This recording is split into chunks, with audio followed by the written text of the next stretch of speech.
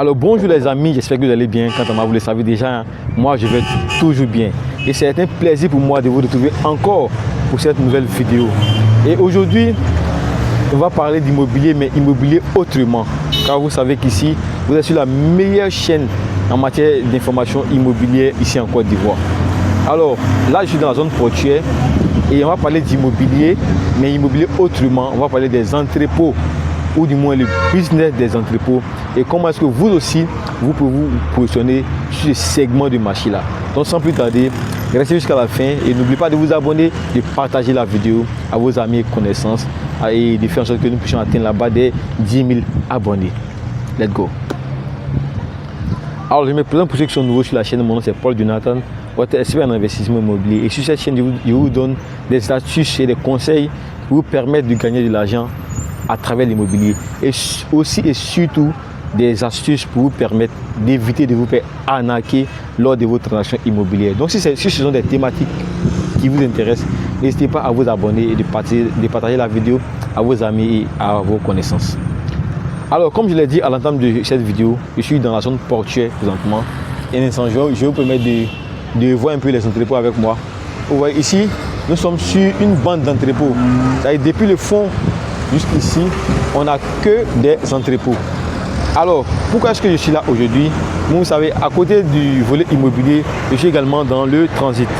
Et aujourd'hui, je viens pour un conteneur, celui qui est derrière moi là, et j'en profite pour vous faire cette vidéo là. Alors, c'est quoi le business des entrepôts? Ou du moins, c'est quoi un entrepôt? Un entrepôt, il faut dire qu'il y a plusieurs types d'entrepôts. Il y a des entrepôts qui sont couverts, c'est-à-dire souvent d'hangars, comme ceux qui sont derrière moi là. Vous voyez, voilà, ce sont des hangars ici jusque là-bas. Et il y en a d'autres qui sont seulement clôturés et dans lesquels on n'a que des terre-pleins. C'est-à-dire c'est un espace qui est balisé. Généralement, c'est pour entreposer les conteneurs. C'est balisé, soit c'est du béton ou ce sont des pavés qu'on met et on a juste une clôture. Voilà, ça c'est pour les types de marchandises que l'eau peut toucher sans qu'il y ait de problème. Par contre, dans ce type d'entrepôt là, dans les hangars, c'est pour les denrées, c'est quoi, imperméables ou perméables? Non, les denrées perméables. Par contre, là où on a les terres pleines, c'est pour les denrées imperméables. Alors, comment est-ce que ça marche? Ici, d'abord, il faut savoir que les entrepôts, on a plusieurs types d'entrepôts et également on a plusieurs types de superficie. Voilà, un bon entrepôt, c'est minimum 2000 mètres carrés. Ouais, c'est minimum 2000 mètres carrés. Et puis, comme j'ai dit, on a deux types. On en a de couverts et de non couverts. Donc, pour celui qui a les moyens, qui veut faire couvert, parce que quand c'est couvert, il faut prendre en compte les murs, la toiture, ça revient plus cher. Par contre, les entrepôts non couverts, généralement, ça coûte un peu moins cher, car c'est juste la clôture et puis le fond qu'on balise. Alors, ici, pourquoi est-ce que ça marche? Parce que nous sommes, comme je dis, dans la zone portuaire. Et ici, il y a beaucoup de manutentions qui se font. Là, par exemple, ce sont des entrepôts spécialisés pour les engrais. C'est-à-dire, quand le navire arrive au port d'Abidjan, il vient avec de grandes quantités d'engrais qu'on ne peut pas évacuer ou écouler tout de suite sur le marché. Donc, comment est-ce que ça se passe? Pour ne pas que le navire reste trop longtemps ici, sur les côtes ivoiriennes, on décharge et on les met dans les bennes, voilà, comme celle-là. Voilà, voilà. Donc, voilà, vous voyez ce genre de bennes, comme ça. Voilà. Donc, c'est dans ce genre de bennes-là, ce sont ces bennes-là qui vont à bord du navire et prendre l'engrais et venir les déverser ici, histoire de décharger rapidement le navire pour qu'il puisse repartir. Et après, quand on a des clients, on prend maintenant ici l'engrais et on l'envoie de l'autre côté. Mais généralement, il faut savoir que l'engrais vient en vrac, c'est-à-dire de façon dispersée. Et c'est étant ici maintenant qu'on les met dans les sacs. Je ferai une vidéo après à l'intérieur. C'est vrai qu'on nous a interdit de filmer l'intérieur, mais je vais faire un effort pour prendre une petite vidéo dedans pour vous. Alors, c'est quoi le business derrière? Si vous avez un terrain, une grande superficie, dans une zone portuaire ou bien dans une zone de production, par exemple d'anacarde, de cacao, vous pouvez construire ce genre d'entrepôt là que vous allez mettre en location. Et tenez-vous bien, le loyer, c'est pas moins de millions. Ici, déjà, je me suis renseigné, pour un mois, c'est plus de 5 millions de locations. Vous voyez. Donc, en tout cas, c'est un business qui est vraiment rentable. En fait, l'immobilier, c'est pas seulement à usage d'habitation. On a l'immobilier à usage d'habitation, on a l'immobilier à usage commercial, on a également les entrepôts. Voilà. L'entrepôt fait partie de l'immobilier. L'entrepôt fait partie de l'immobilier. Donc, ça, c'est un business que je propose à des personnes qui ont des grandes superficies en tout cas. Ici, l'inconvénient, c'est qu'il faut avoir une grande superficie et il faut être dans une zone où il y a beaucoup d'activités. Voilà. Ici, comme je dit, c'est une zone portuaire.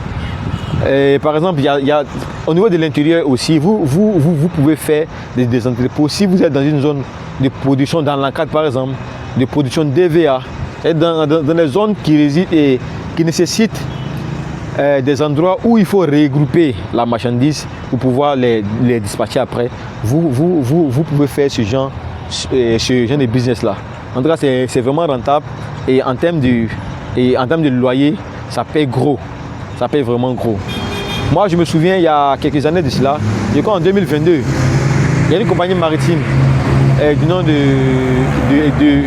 One MOL qui m'avait contacté, me demandant s'il y avait un espace, un terrain d'au moins 2000 m² dans la zone de Yopougon, voilà, qu'ils allaient utiliser comme un parc à conteneurs.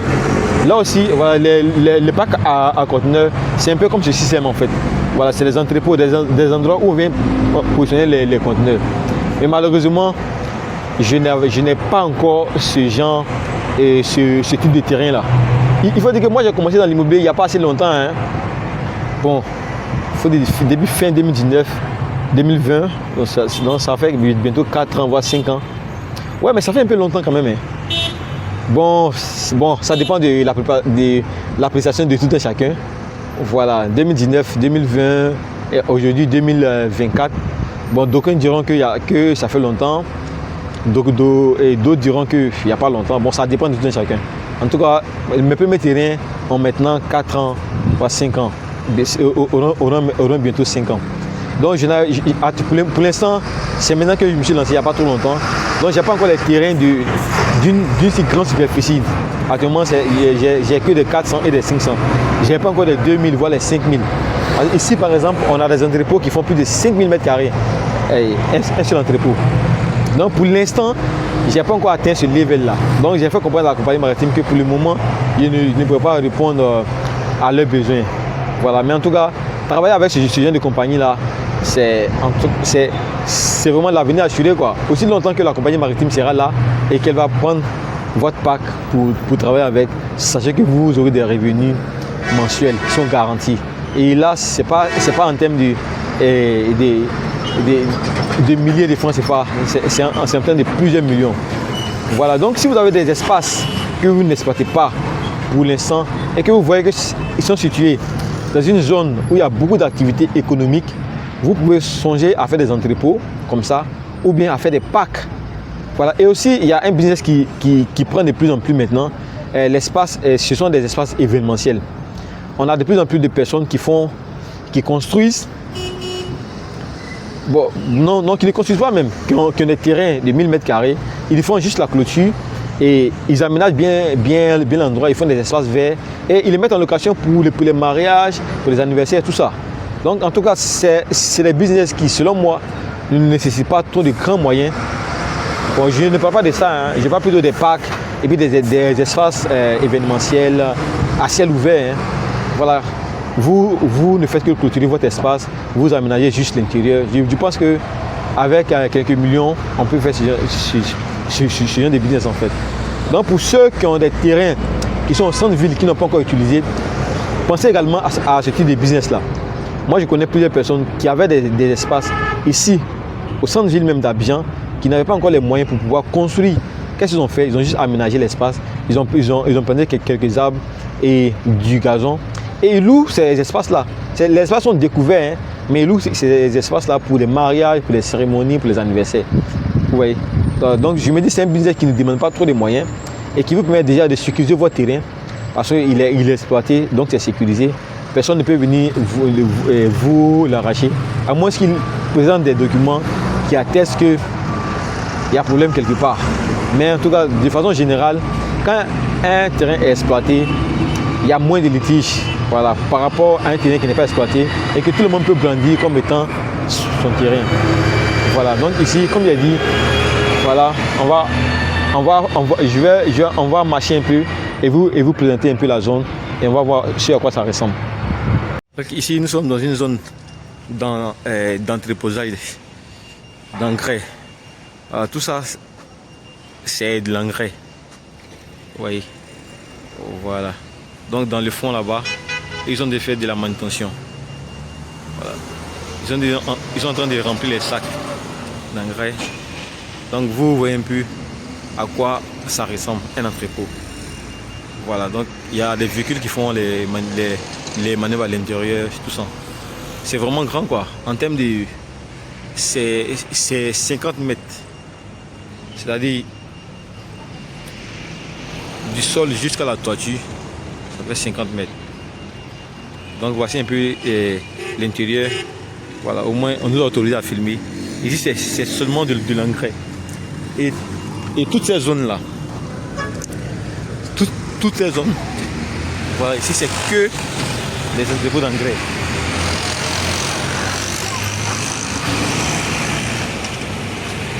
Voilà, jusque là-bas. Ils sont alignés, c'est juste. Voilà, tout ça c'est pour la... Alors comme il a dit, à la base moi je suis transitaire.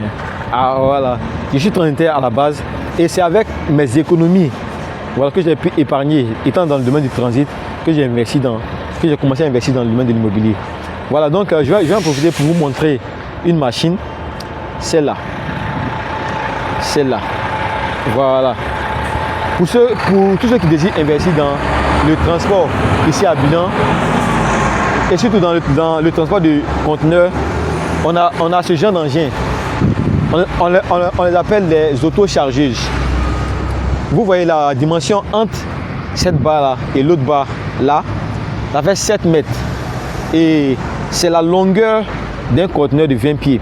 Donc cette machine là permet de se charger et de se décharger. C'est-à-dire, vous faites venir un conteneur, cette machine se charge le conteneur et va le décharger sur votre site de livraison.